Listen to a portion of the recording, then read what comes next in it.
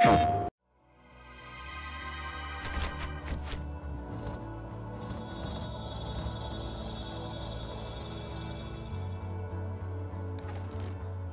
we first found out about PlayStation 4 and the features of the platform, we were really pleasantly surprised that they completely synced up with what we had in mind for Drive Club. It was almost a perfect storm, if you like. We had this desire to return back to realistic racing. We had this new hardware platform. It was just nice to finally align with both the platform and our own desires as a studio and try and kind of bring that game to life.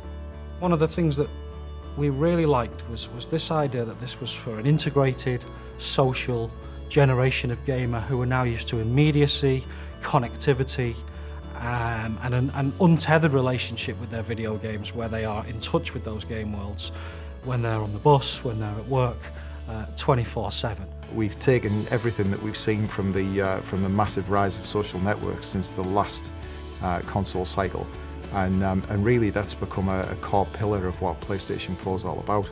So, you know, Drive Club really works on that level better than anything else you've ever played. We wanted to create a community, a genuine, living, breathing community. So when it came to looking at how we tackle that from a Drive Club perspective, you know, what did community mean to us?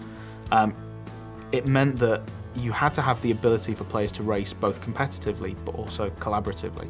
And if they're going to collaborate, they've got to be together in a club. You know, they have to be a team of racers. Within Drive Club, there will be a range of social connections. So you'll immediately be able to see all of your PlayStation Network friends, but then you'll also be able to see all your friends and their connections within inside the game. So you'll be able to see how your friends are connected to other people. But we'll essentially make it very easy using the social connection feature to be able to find the perfect club for yourself. What we want to achieve with Drive Club is basically a game which transcends the standard racing experience. We want to make it so that it's motivated and driven by the community itself. So it's very much a case of players getting involved, creating their own events, and actually building a community around the tools that we offer them. So at the core of Drive Club, you have the ability to, anything that you do in the game, any time that you set, any score that you set, you can bundle that up as a challenge and then send it to friends, club mates, even complete strangers. You know, you can pass this data on to them and say, look what I did, I dare you to beat it. Challenges are not just to send and forget. Basically, you're put into a leaderboard with those people, and so for the set duration of the time of the challenge, you can compete to sort of better yourself.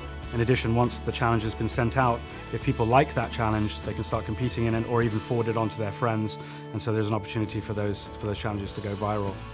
One of the key ways the PlayStation 4 really enhances the multiplayer experience in Drive Club is the fact that every single section of every one of our tracks, our real-world kind of breathtaking, beautiful vistas, has data that can be turned into challenges for the best times, the best drift settings, the best 0 to 60 records on every straight, on every bend, on every turn, every piece of camber, every surface type has data that can be turned into challenges which can then be sent to others. That's only achievable on this console with this brilliant new emphasis on connected gameplay.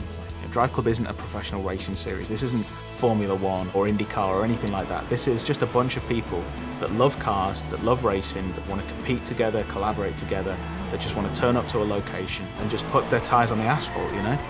We want to make sure that, you know, irrespective of your level of skill, whether you're a hardcore racer or just casual racer, that you can pick up and play. But it has those layers of depth inside there, so if you are a skilled player, you can shave off those tenths of a seconds per lap. But if you are a casual player, you can pick it up and play and still post a good lap time.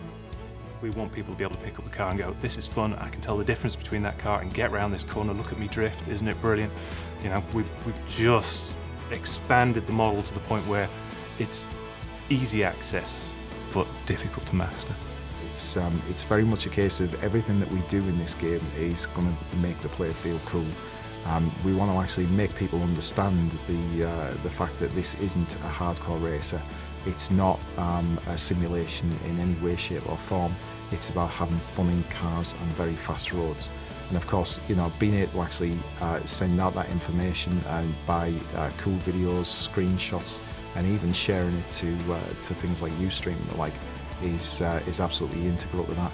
You know, we want people to be viewing the information that we're sending out from every single player, so that they understand that this is a broad community and absolutely the best racing experience that they're going to have on the next generation console.